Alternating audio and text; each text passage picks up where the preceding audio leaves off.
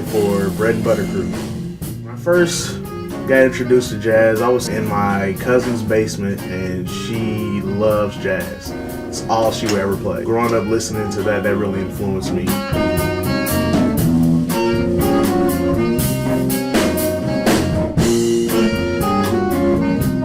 Jazz is one of the formats of music where it uses all the notes instead of standards. And you're starting to see a lot of that come back to life. And I feel like in the future, jazz will be great again, you know.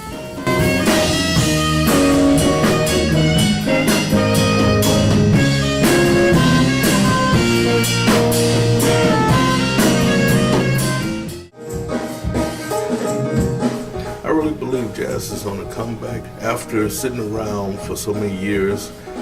The pop culture that handled rap music and watching people spin records. Now people are thirsty for seeing real musicians. They really want to go to a live show and not just see a bunch of dancers dancing to a record. They want to see what you can actually do musically. Intellectually, your music reflects how you feel and how your flow is.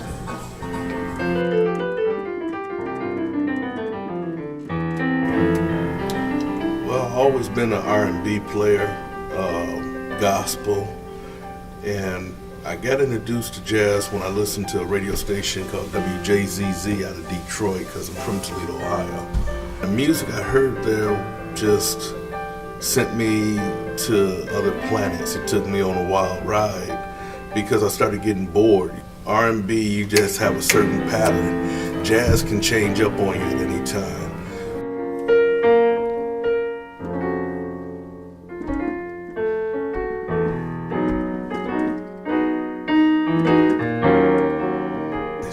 That's what you have to do when you play chess. You have to do that when you play life. I love this one saying that Clint Eastwood poses in the movie Heartbreak Bridge, and that is, you got to learn to adapt and overcome. So pretty much that's what you do in jazz. Jazz music, you can incorporate many styles, and it's all accepted with jazz.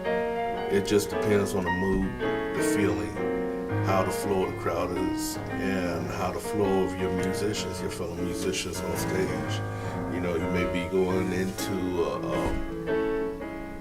a Bob James number, and you want to go ahead and throw some classical music in there, just because of the way it flows. Other music, you get locked into a pattern. There's less freedom to go ahead and improv, except at key moments when it's programmed to be in there. Jazz, you can improv during the whole song pretty much and come back to whatever you want to.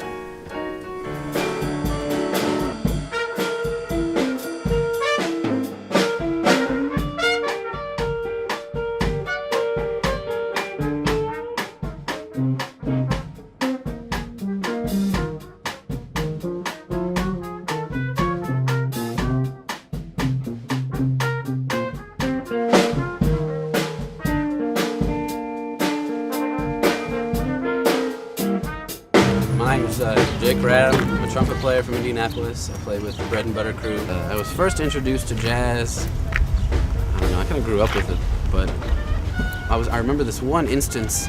I was inside a store just shopping and heard something come on over the loudspeakers. It was this sax, I think it was John Coltrane actually. And I went to the counter, I was like, who is this? I mean, what's the CD? Where can I get it?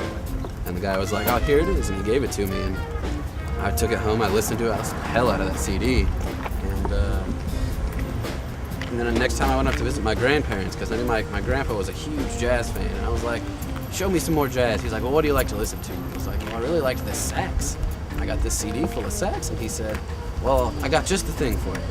And he played some Dave Brubeck, and I fell in love with it instantly. And Dave Brubeck has been one of my biggest shaping influences, I guess, in my sound over the years. And more so in his concept of time and rhythm than anything, but also he had a really cool approach to harmony and the way he played the piano, and I like that too.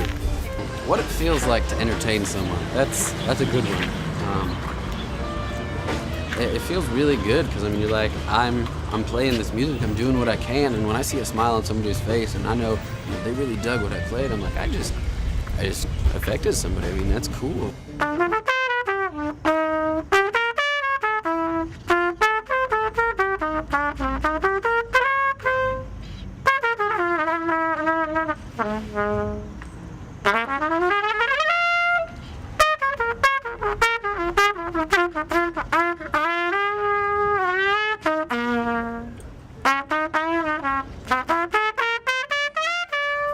I think jazz is always going to be around. It's always going to be a part of music. A lot of music that we hear nowadays on the radio has influence from jazz. I mean, music is boundless, you know.